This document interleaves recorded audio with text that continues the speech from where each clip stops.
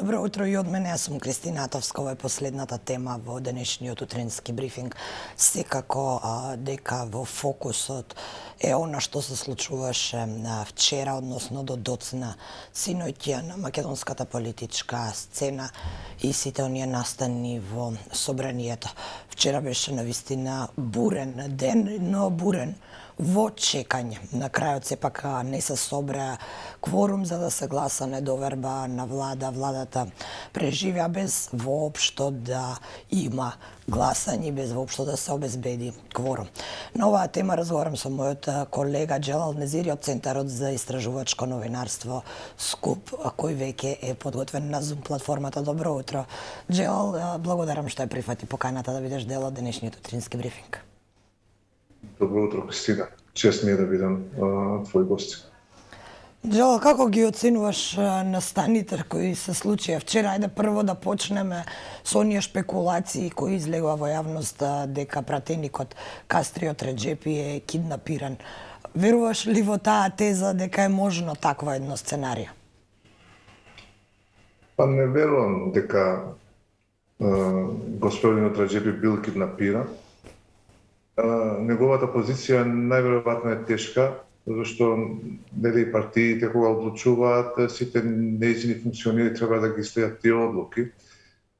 Најверојатно тој не бил задоволен од одлуката на БЕС за да се приклучи на иницијативата за гласање недоверба на владата.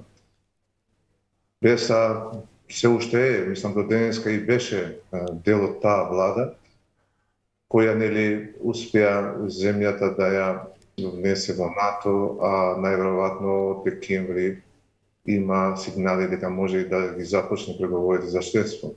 Така што, земајќи ги предвид овие околности, мислам дека пратеникот Реџепи се поколебал дали да продолжи понатаму, да биде на страната на БЕС, тоест на опозицијата, за да ја урне владата, или пак може би било поумешно да направи U-turn или враќање назад во спротивен правец, со тоа што нели би абстенирал од седницата, со тоа што би овозможил на владата да обстане. Тоа го направи, значи тој потек беше клучен за да нема гласање на недоверба на владата. Сега како ќе продолжи господинот Реџепи, дали ќе биде дел од БЕС или не, јас мислам дека тој веќе заврши со таа партија. БЕС од денеска треба да биде сметана и како опозицијска партија. Нејзиниот единствен министер си даде оставка во овој клучен момент за владата. Таа се престрои на страната на опозицијата и мислам дека се е јасно. Тоа што треба да се разбистри во наредниот период е како владата ќе функционира фактички со 59 пратеници, зашто без пратениците на БЕС, кои се 3 од 62 владата сега има 59 пратеници. Ако се смета, ако се очекува дека и господинот Реџепи може да се приклучи на владата, на владиното мнозинство, тогаш пак бројката не би обезбедило доволно пратеници за да функционира собранието и да ги носи потребните закони. Да, но Джелал, постојат лиферувања дека алтернатива се договорила со владата да биде дел од новото владино мнозинство наместо БЕС, така што со или без пратеникот Реџепи новото владино мнозинство би броело 63 или 64 пратеници, доколку се испостави дека се тие лиферувања точни. Како го коментираш цел овој став и целата оваа игра на БЕС? Што доби БЕС од целата оваа ситуација, бидејќи беше внатре во владината коалиција, имаше и свој министер внатре во владата. Зошто ваков став и ваков пресврт, всушност вакво решение да премине во опозицијскиот табор? Мислам дека резултатите од локалните избори ја окуражија на партијата во смисол на продолжување како автономна, не во рамките на коалицијата на СДСМ, туку како партија која фактички има легитимитет за тие 4 пратеници што ги имаше или ги доби во рамките на заедничката листа со СДСМ. Со изборот на Касами како градоначалник на Тетово, фактички еден пратеник премина во редовите на СДСМ со тоа што следниот на листата беше од таа партија, така што оваа партија остана со 3 пратеници. Сепак овој резултат од една страна, но и тенденцијата на пат на СДСМ од друга страна, мислам дека биле доволни показатели за БЕСА дека нивниот пат подобро би бил да биде изведен низ коалиции со опозицијските партии, отколку со СДСМ и ДУИ. Освен ова, во вториот круг, клучни за победата на Касами во Тетово беа токму гласовите на ВМРО, ДПМН и Алијанса за албанците, така што мислам дека во БЕСА сметале дека една ваква коалиција со ВМРО и Алијанса подобро би функционирала во однос на постојаната или сега веќе бивша коалиција меѓу овие 3 партии, така што тоа било најверојатно клучно за да се донесе една ваква одлука. А дека за прегласувањето во Желино, јас сметам дека тоа било само причина, изнаоѓање на алиби за да се превземе еден ваков чекор, тоест напуштање на коалицијата, на владината коалиција и приклучување кон опозиција. Уште една интересна изјава вчера од предсобранието на пратеникот Димитар Пасиев од Левица, кој рече дека смета дека сега треба радикализација. Што значи тоа во целост не појасни, како да го толкуваме ова? Радикализација мислам дека мислел дека опозицијата веќе нема место во собранието. Мислам дека тоа и се случи.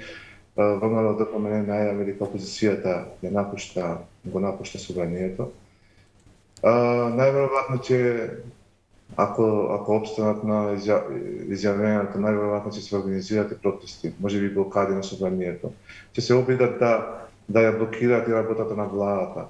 Така што, ако не се обезбеди стабилно мнозинство, опозицијата ќе продолжи со настојувањата да ја урне владата или пак на крајот на краиштата да изнудува брзи предвремени избори. Сепак ќе треба во наредните денови да видиме какви преговори со кои партии, со кои пратеници и дали тие преговори ќе бидат успешни во правец на обезбедување на стабилно мнозинство на владата. Ако се обезбеди едно такво мнозинство, под услов и алтернатива да биде дел од владата, мислам дека со 64 пратеници овој состав има комодитет за да го истера мандатот до крај. Во спротивно, ако остане на 60 или 61 пратеник, тогаш најверојатно опозицијата ќе успее да изнуди брзи предвремени избори.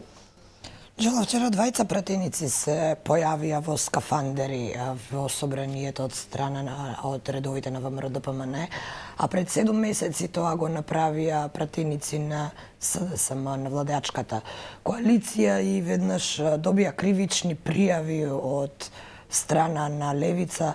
Впрочем, и спикерот Џафери исто така доби кривична пријава зашто тоа го дозволил. Што се смени за 7 месеци, за толку драстично да се смени ставот во собранието за тоа што е биотероризам, а што е безбедно доаѓање во собрание? Тоа е показател дека е ситуацијата генерално која се случи околу гласањето недоверба на владата покажа една многу горшлива реалност кога станува збор за политичката сцена тука кај нас. Тоест, немањето принципи или константа во политичкото делување и во ставовите. Јас знам дека кога се гласаше за мерките на владата за справување со корона кризата, тогаш опозицијата стори се за да ги оневозможи истите, од причина што не беа усвоени нејзините амандмани, но сега кога станува збор за интересот на самата опозиција, тогаш излегуваат со поинаков став. Истото се случуваше и во овој период на драма, каде што не се знаеше кој пратеник на која страна е, или пак пратениците на помалите партии често преминува или со изјавите дава насоки дека се со едната и другата страна.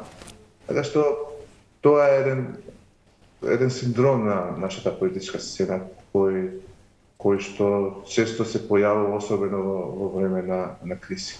Важи ли тој синдром и кога е надворешната политика во прашање, бидејќи Кастриот Реджепи во текот на вчерашниот ден, впрочем на почетокот на денот изјави дека токму поради тоа што добил некакви сигнали од страна на меѓународниот фактор, одлучил да не се појави во собранието. Вака се однесуваат ли нашите политички партии кога станува збор за водењето и за односите со меѓународниот фактор? Па секако. Меѓународниот фактор веќе е навикнат на повеќето од нашите политичари кои ги менуваат ставовите зависно од нивните интереси, политички или партиски, но и не обстојуваат на договорот. Значи, кај нас многу лесно може да се постигне договор, но истиот многу потешко се спроведува. Но целата оваа неконзистентност и несериозност, би рекол, и прави гласачите да не бидат учесници во демократските процеси. Тоа се покажа и се покажа во последните изборни циклуси, кога бројот на граѓани што излегуваат да гласат постојано паѓа. Треба да се сведи нешто нормално, дека партиите, но и политичарите треба да обстојуваат на нивните ставови, но сепак јас би рекол дека кога станува збор за здравието на демократијата, за поширокиот интерес, за општиот интерес, тогаш не треба да се обвинуваат и политичарите кои ретелираат, нели? Сите ние во животот сме се покајале и сме ретелирале од наши ставови, но тоа ретелирање не би треба да биде од општи интерес. Сега, дали фактот што пратеникот Реджепи ретелираше од претходниот став или не обстои на неговиот подпис ставен на таа листа на ВМРО, ДПМН и Алијанса за да се урне владата, ќе покаже времето. Дали навистина во декември земјата ќе добие датум за преговори, дали баш таа одлука зависи од обстојувањето на оваа влада, ќе треба да се разјасни во наредните денови и пак се до декември. Можно ли оваа нестабилност на нашата политичка сцена, уствари на целиот Балкан, влада е слична таква нестабилност и има слични такви внатрешни процеси, еве и Бугарија која не може да се остави влада, сега во недела оди на председателски избори. Можно ли оваа внатрешна нестабилност да дава една лоша слика и практично да ја доведува Унијата во една позиција во која што и не се труди толку многу со брзањето да не внесе во Унијата? Оваа политичка криза фактички е производ на тие блокади од страна на Европската унија. 2019 година имавме вето на Франција заради новата методологија која што требаше да се спроведува кога станува збор за преговорите за членство на земјите аспиранти. Потоа 2020 година имавме вето и се уште имаме од страна на Бугарија, која бара договор билатерален, кој што би рекол, или тоа е проценка и оценка на сите дипломати во Брисел, дека не треба да биде пречка во процесот на преговорите, зашто станува збор за билатерален проблем. И претходно имавме нели 10 годишно вето од страна на Грција, така што целото ова е изгубено време како да наметна еден друг став или расположение, не само во јавноста, туку и кај самите политичари. Немањето мотив да се продолжи понатаму, зашто нели Европската унија не успеа да исполни тоа што беше или се очекуваше од нејзина страна, придонесе во земјата да има пат на СДСМ како носечка партија во владината коалиција, но од друга страна неавме пораст на ВМРО-ДПМН. Ако се споменат резултатите од изборите од пред 4 години, локалните избори, ВМРО-ДПМН има пат од 50.000 гласови, дека најголем пат има СДСМ, значи од околу 200.000 гласови. Така што таа енергија или тој фокус само во надворешниот план, надворешната политика, беше на некој начин се покажа дека е погрешен и не ги донесе потребните резултати за владините партнери. Затоа имаме и пат или имаме мотивација на опозицијата да го искористи тој пат, што е нормално, легитимно од нивна страна. И целата оваа ситуација како да ги мобилизираше тие земји членки на Европската унија да направат нешто и во декември земјата да го добие заслужениот датум. Имавме посета на премиерот на Холандија Руте, кој што нели е представник или премиер на земја која не е толку среќна што или не беше досега толку среќна што требаше да започне преговори со Северна Македонија и Албанија. Потоа имаме сигнали од Франција дека ќе сторат се за во декември да се обезбеди датум. И во целиот овој контекст ние треба да очекуваме дека во Бугарија би требало во недела да имаме победа на ГЕРБ на Борисов, така покажуваат анкетите, додека можеби така се сметало дека тука најдобро би било да опстои актуелната влада со начело со Заев, така што двете премиери се познаваат доволно и на тој начин шансите за да се постигне некаков напредок во преговорите или да се постигне договор се поголеми.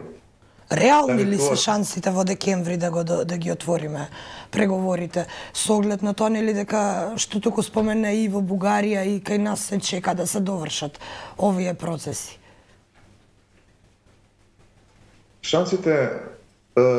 Шансите за договор зависат од тоа каков ќе биде исходот на парламентарните избори во Бугарија. Ние знаеме дека овие се трети поред за краток период што се одржува во соседната земја и не можат да произведат легитимна и политичка влада. Според анкетите, сега води тамо во Бугарија партијата ГЕРБ на бившиот премиер Бојко Борисов и тоа е еден вид на сигнал или извор на надеж и кај странските дипломати дека најверојатно со влада на чело со Борисов многу полесно би се постигнало договор, колку што да речеме ако се случише влада со со партиите и движењата популистички во Бугарија кои добија значителен број на гласови и пратеници. Од друга страна, самиот наратив на ВМРО ДПМН во целиот овој период на преговори и со Грција, но и со Бугарија, кој беше сочинет од страх и негирање некогаш експлицитно, некогаш имплицитно на сите овие процеси и договори, потикна страх и странските дипломати дека евентуалното доаѓање на ВМРО ДПМН на власт, истите би биле ставени под знак прашалник, може би и поништени, а со тоа и би се подкопало и евроатлантската перспектива на земјата. Нели во Преспанскиот договор стои дека услов за членство во НАТО е самата имплементација на договорот. Во случај да истиот да биде поништен, автоматски се поништува и членството во Североатлантската организација. Значи, тие две нешта се поврзани. Додека за Европската унија се знае, печката е бугарското вето, кој што ќе треба похрабар и посериозен пристап во тие преговори за да се отстрани, мислам дека и оваа последна пречка. Затоа мислам дека овие комбинации се сметаат како најдобитни кога станува збор за надминување на последната пречка, се надевам, за започнување на преговорите за членство во Европската унија. Џо, благодарам што одвои време утринава да бидеш дел од овој петочки утрински брифинг. Благодарам и на тебе, поздрав до сите вас таму.